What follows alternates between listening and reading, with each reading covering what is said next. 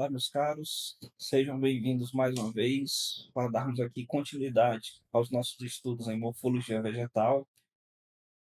Hoje nós trataremos, da segunda parte da nossa aula sobre microtécnica e histologia vegetal.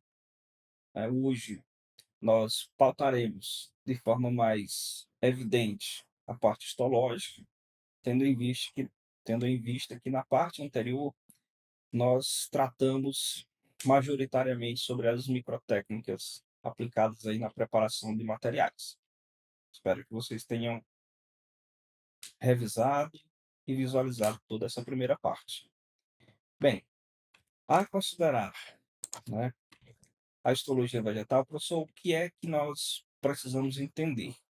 Qual é a importância desses fundamentos histológicos no nosso estudo? Bem, primeiro de tudo, esse estudo histológico ele vai me fazer reconhecer as estruturas vegetais. Então, não simplesmente reconhecer os nomes, mas para que eu possa perceber, esse tecido é nele que eu vou encontrar o material que eu preciso. É naquele outro tecido que eu vou encontrar a substância que eu vou isolar. Aí, ou então aquele outro tecido que não tem nada de importante para mim. Então, para que eu seja capaz de, diante de um material vegetal, eleger aquilo que é mais útil, aquilo que é menos útil, eu preciso reconhecer nos seus pormenores esses tecidos. E aí esses tecidos, esses fundamentos a gente vai tratar, né, aqui agora. Professor, basicamente, o que é que eu preciso entender de fundamentos? Preciso entender que, por natureza, o crescimento vegetal ele ocorre em dois estágios, basicamente. Quais são esses dois estágios? Primeiro, existe um crescimento que ele é provocado pelo aumento do número de células. Ou seja, esse aumento do número de células significa que elas estão ali se dividindo e aumentando em quantidade. Essa é uma das formas de ocorrer o crescimento vegetal. Quando esse crescimento ele acontece simplesmente pela divisão de células, portanto aí aumentando o seu número, o formato do tecido vai ser um. Quando o crescimento ocorre pelo outro formato, que é o aumento de tamanho dessas células, obviamente o aspecto morfológico ele vai ser distinto. Mas você precisa reconhecer nesse primeiro momento isso. Qualquer vegetal, ele usa dois modos de crescer, vamos dizer assim. Uma das formas de crescer é aumentando, né, a quantidade de células e, consequentemente, aumentando ali a estrutura. Outra forma é quando eu passo por esta divisão, essas células que foram divididas, elas aumentam o seu tamanho. Então é uma outra forma de crescer, é uma outra forma aí de ampliar a estrutura vegetal. Então a primeira coisa, reconheça isso. Professor, qual é a influência desses métodos na hora de se observar, na hora de se estudar um material vegetal? Ora, isso aí vai ser decisivo para que a gente identifique, inclusive, o estado, né, vegetativo ou reprodutivo da planta. No estado reprodutivo, eu vou visualizar um número maior, uma maior proporção de divisão de células, como sendo o crescimento, sendo o fomentador desse crescimento. Já as células mais maduras, portanto, o vegetal mais idoso, eu vou verificar apenas o aumento do tamanho, ou seja, eu não vou ver atividade mitótica que implique ali a divisão celular, certo? Então, isso é importante que eu identifique logo de cara. E esses modos diferentes de crescer, eles me levam também a uma classificação desse crescimento em primário e secundário. Vamos lá. Professor, o que é que você chama de crescimento primário? Crescimento primário é aquele crescimento inicial em que, de fato, eu vou crescer em comprimento, ou seja, aumento do número de células. Quando uma raiz ela está aumentando o seu tamanho, Né? Nós sabemos que existem raízes que são mais superficiais e raízes vegetais que são profundas. Elas atingem facilmente ali 40, 50 metros de profundidade da superfície do solo. Para que essas raízes elas atinjam tal nível de crescimento, é necessário que esse crescimento primário ele seja muito grande. Ou seja, ele é um crescimento que vai simplesmente em direção ali ao centro da Terra. E o que você chama então, professor, de crescimento secundário? O crescimento secundário, ele é a complementação desse crescimento. Então, a planta vai crescer não só em tamanho, mas ela precisará crescer também em espessura. Então, eu posso resumidamente dizer que o crescimento primário é aquele crescimento em que a planta aumenta o seu tamanho em termos de comprimento. E o crescimento secundário, eu posso dizer que é o aumento da planta, mas no sentido de espessura. Então, são dois tipos de crescimentos que nós temos que reconhecer e são elas que vão dar aí origem, né, à estrutura, toda a estrutura que nós conhecemos. E qual é a consequência desses crescimentos primários e crescimentos secundários? A consequência é que nós teremos e temos, né, em todos os vegetais, nós temos regiões de crescimento. É natural, é normal que qualquer estrutura vegetal eu tenha regiões que estão ali especializadas no crescimento e outras que estão ali já maduras. Por exemplo, nós podemos olhar nessa figura aqui a pontinha de uma raiz. O que é que nós conseguimos identificar aí logo de cara? Essa região é uma região que nós chamamos de meristema. O que é um meristema? A meristema é uma região de crescimento da planta. Então, pode ser uma raiz, pode ser uma gema, né, localizada no caule, uma daquelas gemas laterais. Pode ser aí um folículo, né, a origem de uma nova folha. São regiões de crescimento. Então, de forma que eu tenho, dentro da mesma planta, várias regiões que são especializadas nesse crescimento. Portanto, vários meristemas. O que a foto está mostrando para a gente é justamente uma dessas estruturas. A representação, a ilustração do que significa um desses meristemas. E aí eu quero chamar a atenção de vocês para um detalhe. Né? Professor, o que é que eu vejo aqui inicialmente? Nessa lâmina, que aqui já é fruto, né, de um material produzido utilizando aquelas microtécnicas que nós utilizamos anteriormente, o que eu vejo aqui são duas regiões bem distintas. Né? Eu vejo uma aqui, inclusive, com cores diferentes. Provavelmente aqui passou pelo processo de coloração e por isso eu estou enxergando aqui com cores diferentes. Eu vejo uma região aqui mais arroxeada e mais externamente uma região mais clara, né? Mais esbranquiçada. Isso implica dois tipos celulares diferentes, né? E indicam também funções diferentes. Como está acontecendo na raiz, que dois tecidos são esses? Essa estrutura como um todo é o que eu posso chamar de um meristema apical. Né? O que é o meristema apical? O meristema apical é justamente os meristemas que eu encontro nas raízes e geralmente nos ápices foliares. Esses meristemas eles são especialistas em promover, sobretudo, né, o crescimento primário, né, aquele crescimento inicial do vegetal. E como todo vegetal está lá, né, de forma subterrânea, a maioria das vezes, pelo menos, as raízes elas procuram um substrato, né, para estar envolvido. E na maior parte das vezes esse substrato é o próprio solo. Então, é necessário que a planta ela se proteja desse contato, desse atrito. À medida que uma raiz vai crescendo, essas regiões elas são novinhas, então são frágeis. é necessário que haja uma proteção. Essa proteção ela é promovida justamente por essa camada externa aqui que nós chamamos de calíptra. Essa camada externa, ou essa calíptra, é ela que é responsável, literalmente, por perfurar a terra. É ela que, no crescimento da raiz, vai abrindo caminho. É ela que vai abrindo espaço para que a raiz possa penetrar e se aprofundar cada vez mais em busca de nutrientes e água, né. Para que ela desempenhe essa estrutura, eu preciso que ela se organize num formato específico. É por isso que os meristemas, eles se organizam em diferentes planos, na qual eu estou separando aqui pelo menos dois para vocês.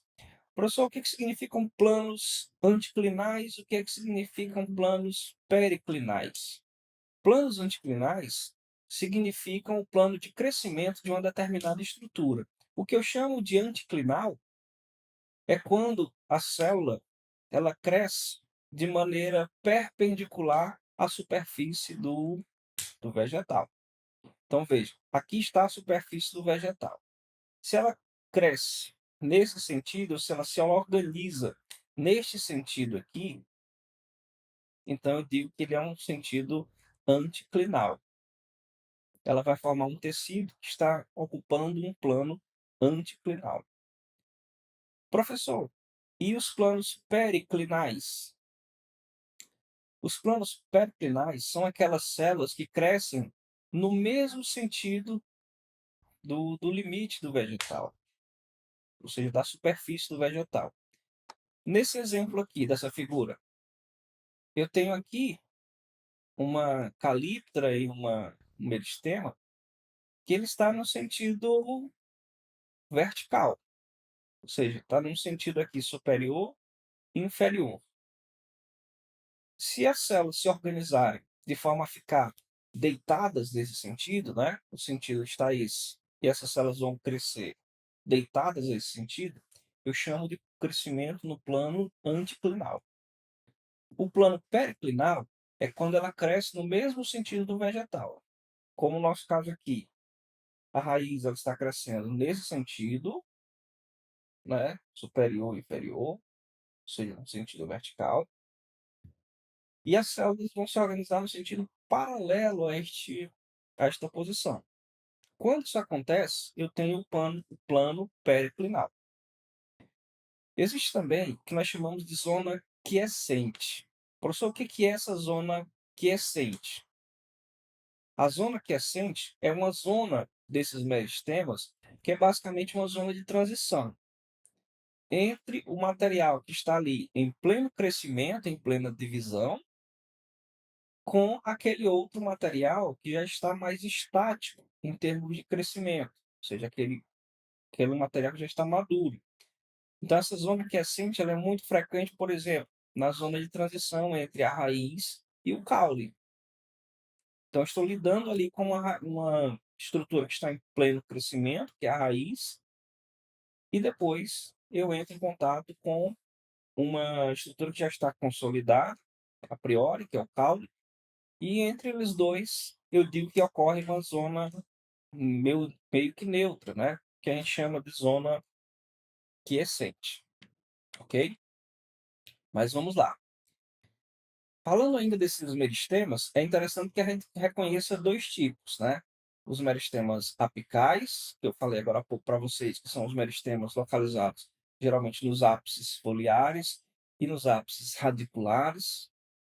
E também existem os meristemas laterais, que são aqueles que ajudarão o vegetal a crescer no sentido de espessura. Na maioria dos vegetais, pelo menos dos chamados vegetais superiores, que são as angiospermas e gimnospermas, esses meristemas, eles são compostos pelo chamado câmbio vascular e o câmbio da casca, como nós estamos vendo aqui nessa figura, nesse recorte, né? Só que nós estamos visualizando aqui? Estou vendo exatamente aqui um tronco de árvore com as suas respectivas camadas. Eu tenho uma camada aqui interna, que é o que a gente chama, grosseiramente, de lenho, né? Daí a definição de lenha. Essa camada interna é justamente formada pelo câmbio vascular, é o que muita gente chama de miolo, o miolo do vegetal. Pois bem, esse miolo, ele é formado pelo câmbio vascular.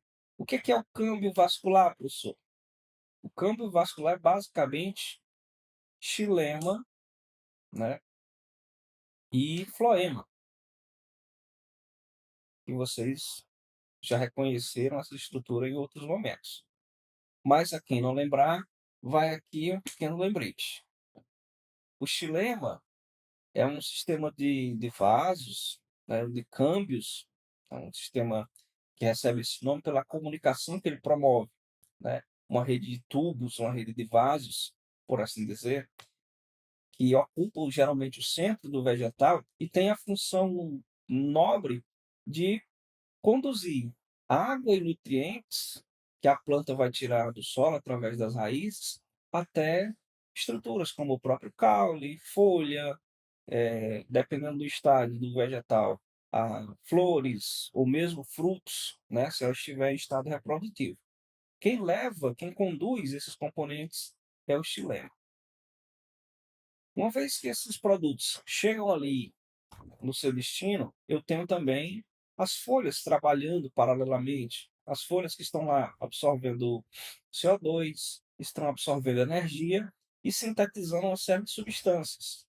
Então aqui eu já tenho outro caminho, eu já tenho um retorno dos materiais que são sintetizados, utilizando justamente esses nutrientes que a planta absorve, inclusive o sol, né, e os respectivos gases, como os nutrientes também que ela obtém a partir do solo.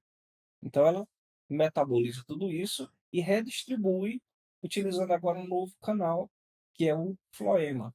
Então o floema ele vai pegar todos esses metabólitos sintetizados nas folhas e vai redistribuir para o restante do corpo vegetal, né? Substâncias essas que são necessárias ao seu crescimento. Nessa figura, ela ainda deixa claro, além desse xilema, ela deixa claro esse câmbio da casca. O que é o câmbio da casca? É o que muita gente chama de epiderme ou simplesmente telogênio, que são essas camadas mais externas, na qual eu posso separar algumas delas que vão promover de fato o crescimento lateral. Por exemplo, nós temos aqui a chamada feloderme. Essa feloderme, ela, né, somada ao floema que está aqui do lado, elas crescem lateralmente, elas aumentam de tamanho lateralmente. Então, elas contribuirão enormemente para aquele crescimento secundário que eu falei agora há pouco. A camada mais externa, que envolve aqui o suber, né, que vocês estão vendo, ele é mais uma camada de proteção. Ela não é uma camada de crescimento. Na verdade, eu posso dizer que ela é apenas um resquício. É como se fossem cicatrizes do crescimento anterior desse vegetal, né?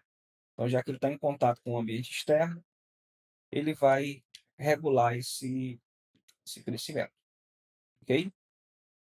Vejamos aqui uma outra situação em que evidencia aqui os meristemas laterais. Aqui eu quero chamar a atenção de vocês para a organização dessas células, né? Vejam de que outra forma eu poderia ter a noção exata de como estão se organizando essas células. Vejam que eu consigo obter um padrão, inclusive, de cores distintos, o que vai facilitar bastante o meu estudo.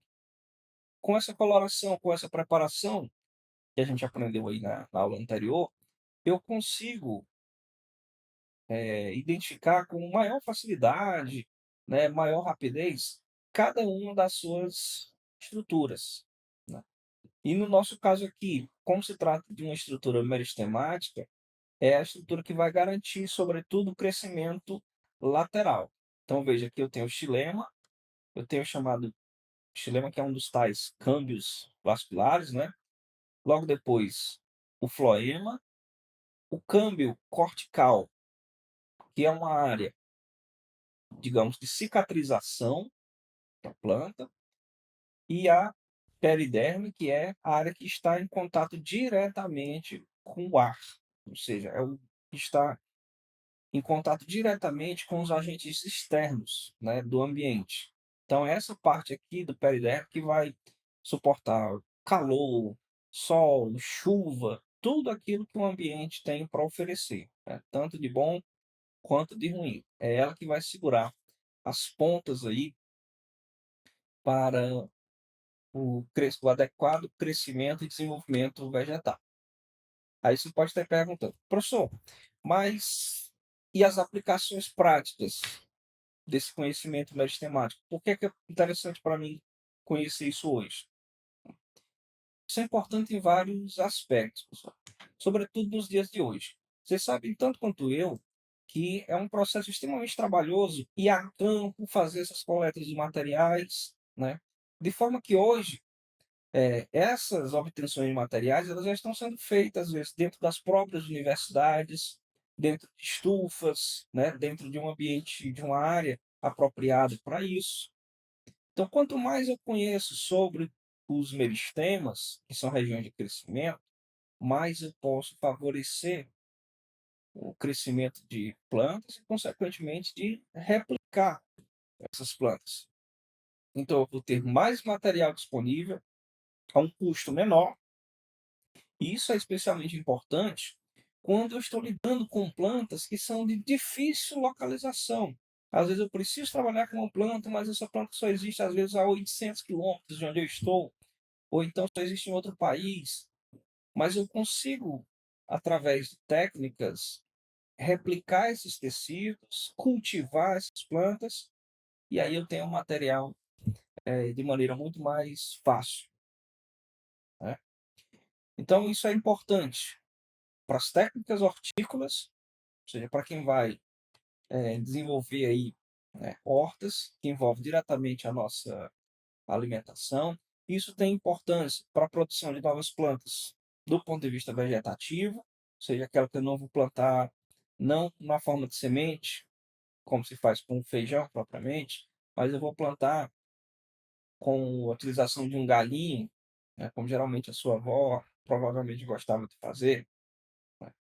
E mais importante ainda, nos casos em que sabemos que algumas plantas são inférteis. Então, me deparando com uma situação dessas e com os devidos conhecimentos dos meristemas, eu identifico essa estrutura, eu identifico substâncias que eu posso aplicar, que eu posso oferecer a essa planta e ela vai se desenvolver, mesmo sendo considerada infértil, né? Nós temos aqui mais alguns exemplos, né, de meristemas apicais. Eu chamo a atenção de vocês, né, para a organização dessas células. O que a gente está vendo aqui, né, é de fato o princípio do que vai ser uma folha. Vejam só como existe uma organização toda diferenciada. Aqui eu vejo uma organização que está paralela, né, ao sentido da planta.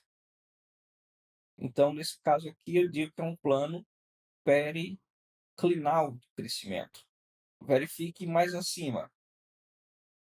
Aqui eu já tenho outra situação. Aqui eu já tenho células perpendiculares ao plano da superfície vegetal.